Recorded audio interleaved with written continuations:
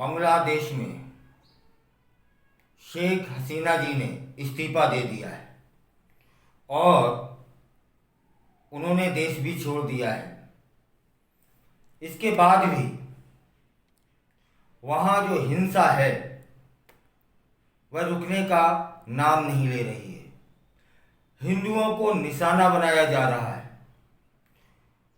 हिंदुओं को प्रताड़ित किया जा रहा है, हिंदुओं को परेशान किया जा रहा है, हिंदुओं को मारा जा रहा है।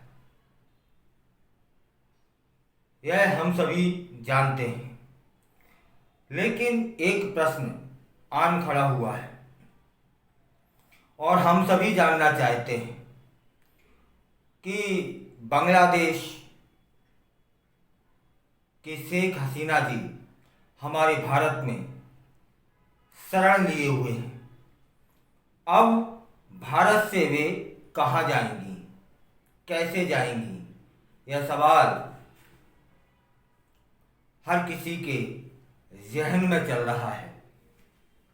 फिलहाल इस सवाल का जो जवाब है वह शेख हसीना जी के बेटे ने दे दिया है।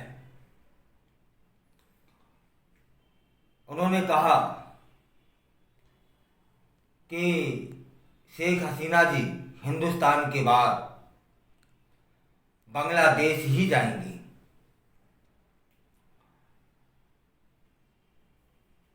हसीना के बेटे सजीब वाजिद ज़्वाई ने सोमवार को बताया कि लोकतंत्र बहाल होने पर शेख हसीना बांग्लादेश वापस आएंगी। उन्होंने बताया कि पाकिस्तान की जो आईएसआई है ना, वह बांग्लादेश में अशांति भड़का रही है। और इसी दौरान उनके बेटे सजीब वाजिद ज़्वाई ने भारत का आभार माना है, हमारे प्रधानमंत्री जी का दिल से आभार माना है। बांग्लादेश में एकदम से हालात बेकाबू हो गए। उस समय मेरी माँ को सुरक्षा देने के लिए भारत सरकार ने हामी भर ली। मैं उनका धन्यवाद देना चाहता हूँ। ये शब्द हैं सजीव के। सजीव ने कहा, मैं प्रधानमंत्री नरेंद्र मोदी का दिल से आभार व्यक्त करता हूँ कि उन्होंने ऐसे मुश्किल समय में हमारी माँ का साथ दिया। उन्होंने भारत सरकार से कुछ मांग भी की। शेख हसीना के बेटे सजीब वाजिद ज़्वाई ने कहा कि भारत सरकार को बांग्लादेश में लोकतंत्र तत्काल बहाल करने के लिए अंतर्राष्ट्रीय दबाव बनाना चाहिए। यह हमारी मांग है कि भारत इस ओर सोचे जिससे बांग्लादेश में लोकतंत्र जल्दी से बहाल हो पाए। इसी दौरान चाहे वो इनका इंटरव्यू हो, चाहे उन्होंने हमारे प्रधानमंत्री जी का आभार व्यक्त किया हो, एक बात जरूर कह दी कि जो बांग्लादेश में हो रहा है उनके अनुसार उसमें पाकिस्तान की आईएसआई एजेंसी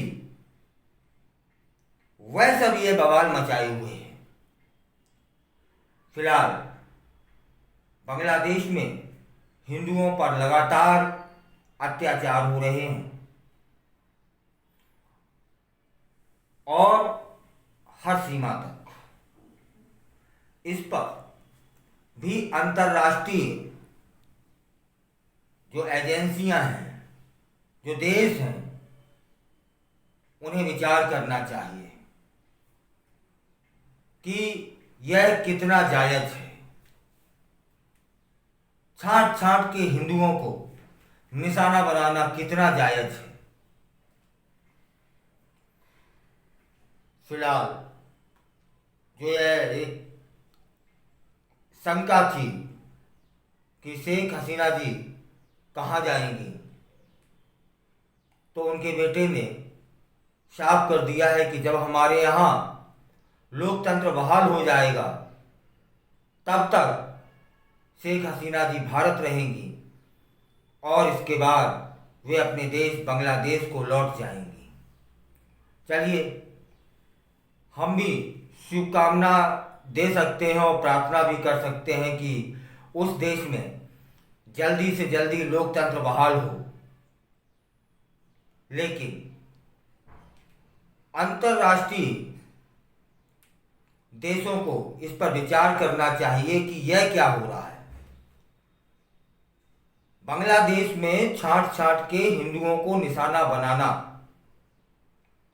यह कितना जायज है, जिस पर हमारे यहाँ के भी जो अभी तक तो नहीं दिख रहा था उन्हें, लेकिन जब अति हो गई तब यहाँ के मुसलमान भी कहने लगे कि बांग्लादेश में गलत हो रहा है। और लोकतंत्र में इस तरह की ओछी हरकतें कितनी जायज हैं। फिलहाल वह दूसरे देश का मामला है, हम हस्तक्षेप नहीं कर सकते, लेकिन जो हमारी आंखें देख रही हैं, जो महसूस कर रही हैं, वह ठीक नहीं है। वह पीड़ा ठीक नहीं है जो हिंदुओं को दी जा रही है। उनका गुनाह क्या है?